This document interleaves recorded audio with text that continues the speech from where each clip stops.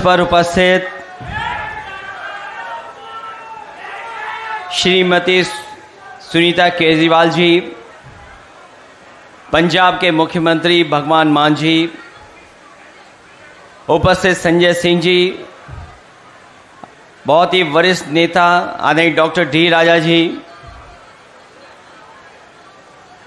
बहुत ही वरिष्ठ नेता येचुरी जी, सीताराम येचुरी जी। जब मैं बोल रहा था उस समय जनता दल यूनाइटेड के नेता, आरजेडी के नेता मनोज झा जी, टीएमसी के नेता डेरिक जी और बड़ी संख्या में सभी दलों के नेता जो इस कार्यक्रम में उपस्थित हैं, मेरे सामने बैठे हुए तमाम वो लोग जो अन्याय के खिलाफ लड़ने आए हैं, सभी हमारे बुजुर्ग कार्यकर्ता साथी, पत्रकार बंधुओं, इससे पहले भी हम लोग दिल्ली में मिले थे और उस समय भी हम लोगों ने अरविंद केजरीवाल जी के पक्ष में एक बहुत बड़ी सभा की थी। उस समय भी यही कहा था कि उनके साथ अन्याय हो रहा है। ऐसा अन्याय कि एक मुख्यमंत्री जो जनता के लिए काम कर रहा था, केवल अपने पॉलिटिकल स्वार्थ के लिए उन्होंने अन्याय किया है, केवल एक संदेश देने के लिए कि वो कितने ताकतवर हैं। उन्हीं ताकतवर लोगों को मैं कहना चाहता हूं कि लोकतंत्र में सबसे बड़ी ताकत अगर किसी के पास है वो जनता के पास है। जनता ही सर्वोपरि है। हाल में जो चुनाव हुए हैं, ये अलग बात है कि जो लोग कहते थे 400 पार, उन लोगों को जनता ने बहुमत नहीं दिया। और जिस प्रदेश से हम लोग आते हैं, उत्तर प्रदेश में, जहां वो दावा करते थे कि 80 में 80 सीटें जीत जाएंगे, लेकिन उत्तर प्रदेश की जनता का मैं धन्यवाद देता हूं, उन्होंने न केवल भारतीय जनता पार्टी को हराया है, बल्कि अपना फैसला समाजवादी पार्टी और इंडिया गठबंधन के पक्ष में देकर के उन्होंने भारतीय जनता पार्टी की बहुमत की सरकार को भी रोकने का काम किया। जहां उनके सांसद हारे हैं, वहीं देश के प्रधानमंत्री जी भी वोटों से हारे हैं। वो जीते जरूर हैं, लेकिन वोटों से वो भी हारे हैं। कहां 5 लाख के लगभग वोट से जीतने वाले थे, या वो लोग दावा कर रहे थे कि 10 लाख वोट से जीतेंगे, लेकिन प्रशासन अगर गिनती इधर उधर वाली जोड़ करके ना करता तो शायद वो भी 1.5 लाख से नीचे की जीत होती, उनकी उतनी भी जीत नहीं होती। कम से कम ये संदेश तो बीजेपी को समझना चाहिए कि जनता उनके खिलाफ है।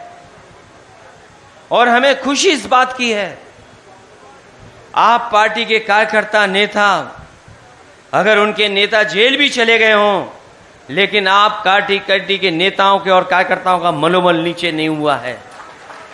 मैं उन्हें बधाई देता हूं। वो यहां हमारे साथ नहीं, अरविंद केजरीवाल जी, उनकी पत्नी मंच पर हैं, लेकिन एक एक कार्यकर्ता उनके साथ जुड़ा हुआ आज भी उनके साथ खड़ा होकर के उनके रिहाई के लिए लड़ाई लड़ रहा है।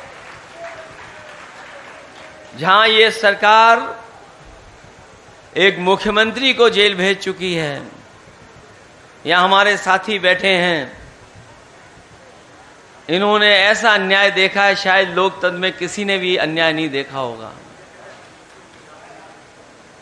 और राजनीति में हो सकता है हमारी आपकी विचारधारा में हम कुछ स्वीकार करते हो, आप कुछ स्वीकार करते हो, लेकिन कभी ऐसा नहीं हुआ होगा कि पूरे के पूरे परिवार के साथ अन्याय हो जाए।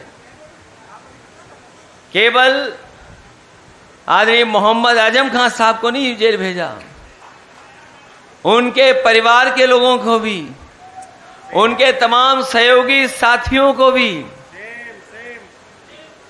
यहां पर मुझे दिखाई दे रहा है जिन पर झूठे मुकदमे लगे हैं, कुछ दिन वो भी जेल हुआ है, लेकिन वो डरने वालों में से नहीं है। इसलिए ना आप पार्टी का कार्यकर्ता डर रहा है, ना हमारे ये समाजवादी लोग डर रहे हैं। अगर हमारा रास्ता लड़ने का ही है, संघर्ष का ही है, तो हम लोग लड़ने और संघर्ष करने का रास्ता स्वीकार करते हैं। उनके स्वास्थ्य को लेकर के अरविंद केजरीवाल जी को जो चिंता है, जहां कार्यकर्ताओं को चिंता है, उनके परिवार और उनकी पत्नी को चिंता है, उतनी ही चिंता हम सबको है कि उनका स्वास्थ्य देखते हुए और एक मुख्यमंत्री को केवल पॉलिटिकल स्कोर अपना बेहतर बनाने के लिए अन्याय हुआ है। उनके खिलाफ जितने मुकदमे हैं सब खत्म होने चाहिए, उन्हें जेल से रिहा होना चाहिए। हालांकि एक बात मैंने चुनाव से पहले कह दी थी कि कई ऐसी संस्थाएं हैं दिल्ली के पास जो पॉलिटिकल लोगों को समय समय पर परेशान करती हैं। वो संस्थाएं उन्हें न्याय नहीं देने देती हैं। मैंने हालांकि वो कहा था एक सीनियर जर्नलिस्ट से, उन्होंने अखबार में भी छाप दिया था, कई ऐसी संस्थाएं हैं जो जानबूझ करके पॉलिटिकल लोगों को बदनाम करने के लिए, उनको अपमानित करने के लिए, झूठे मुकदमे लगाने के लिए हैं। अगर जब कभी भी संस्था हम लोग सत्ता में आएंगे, ऐसी संस्थाओं को हमेशा हमेशा के लिए खत्म कर देंगे। हमारे लोकतंत्र में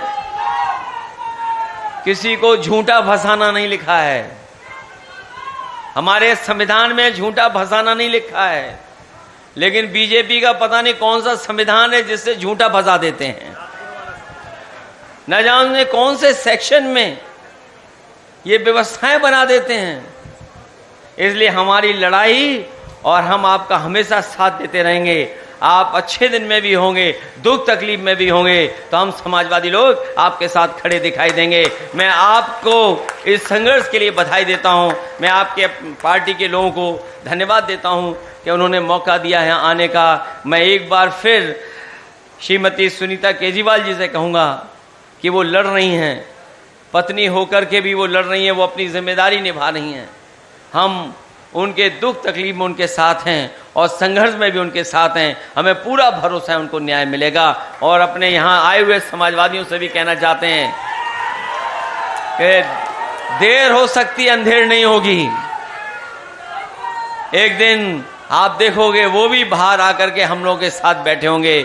इसी आशा के साथ हमें उम्मीद है कि न्यायालय उन सभी नेताओं को न्याय देगा जिनके ऊपर झूठे मुकदमे लगे हैं, जिन्हें पॉलिटिकल साजिश के तहत फंसाया गया है। मैं इन्हीं शब्दों के साथ मान जी का और संजय जी का और आप पार्टी के सभी नेताओं का बहुत बहुत धन्यवाद और आभार प्रकट करता हूं।